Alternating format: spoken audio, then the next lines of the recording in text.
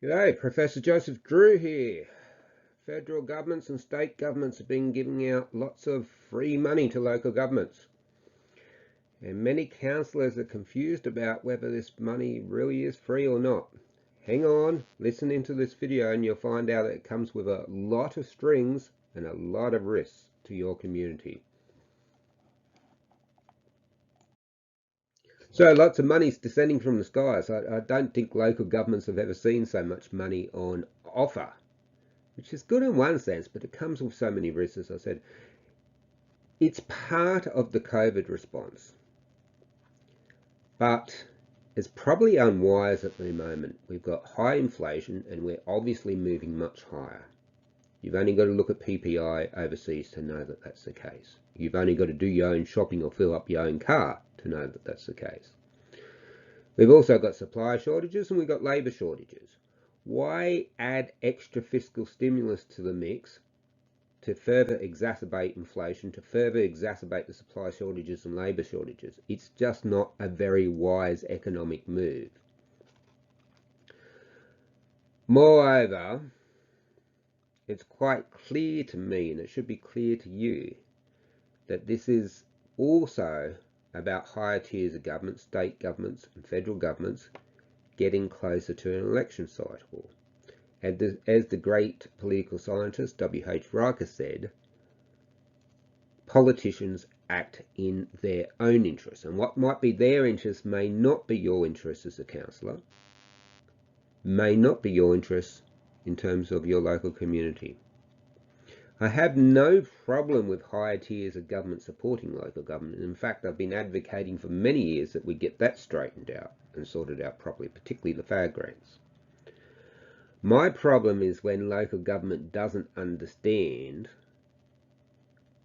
that the free money is far from free. It comes with significant risk that they will be paying the cost at some stage of the game. Budget cuts will have to be made at the local government level to pay for these cost blowouts on projects, to pay for the maintenance cost, to pay for the lifetime costs of the projects. It troubles me that many councils are making decisions about this free money, about projects, without looking at the whole of life cost. Your decision must be based on whole of life cost, not on the cost of construction. And I think in the final analysis, a lot of you are going to reflect on this and think, you know what, that free money was one of the biggest mistakes we ever made for our community. So I'm not saying don't take it. I'm saying think about all the risks and know what you're getting into. Know that you're playing someone else's game and you may not be able to win because you're not writing the rules for the game.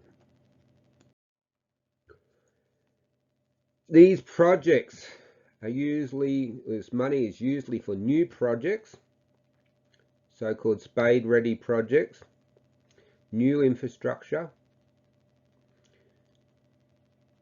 and that carries with it a whole heap of risks. Often what we find is that the amount of money in the grant won't cover the cost of construction, particularly in such a high inflation environment as we have at present. I know the CPI numbers aren't reflecting that yet, but they will. Just look at the PPI numbers in other countries and you'll see.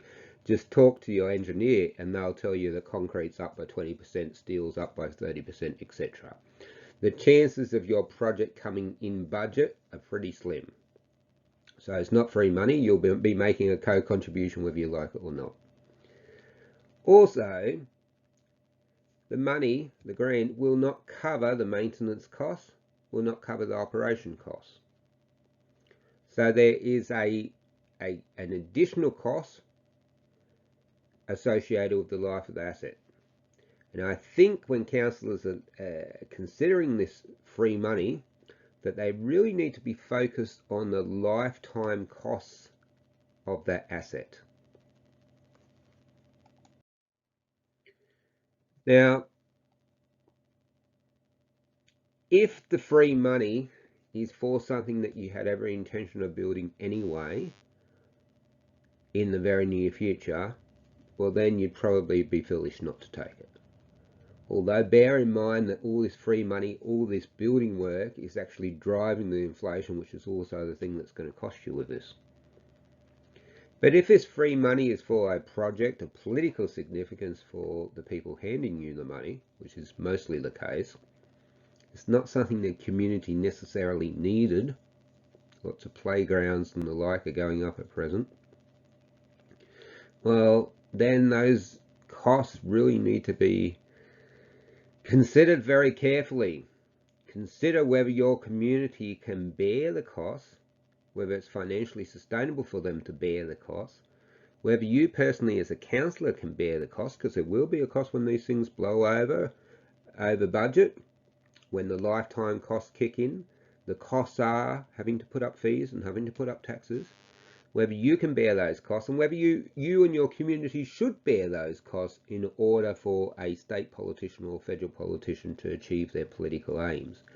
Now, you do have this option. I don't think people understand. You have this option of saying no. People are terribly scared of missing out on this free money. But you know what? If you don't have a project ready that you need to deliver anyhow, if you're going to have to create a new project that your community wasn't needing, wasn't planning on, you're going to have to cop those additional costs, you may be much better off saying no. Why should your community and your council bear the costs of a state or federal politician's re-election pitch? It doesn't make sense. Now, on that matter, what this should alert us to is that we need to be much more savvy in local government. We need to, these events happen periodically, every few years, happening more frequently of late. This is because the world economy is in a mess. We never really have properly recovered from the GFC. So I suspect that these events will happen more frequently in the future as well. So we need to be thinking now about the future. We need to be designing lists of projects that our community needs, that we're willing to fund the lifetime cost for, that we can cope with possible blowouts on, so that next time there's free money, we can actually secure this free money for stuff we needed and wanted.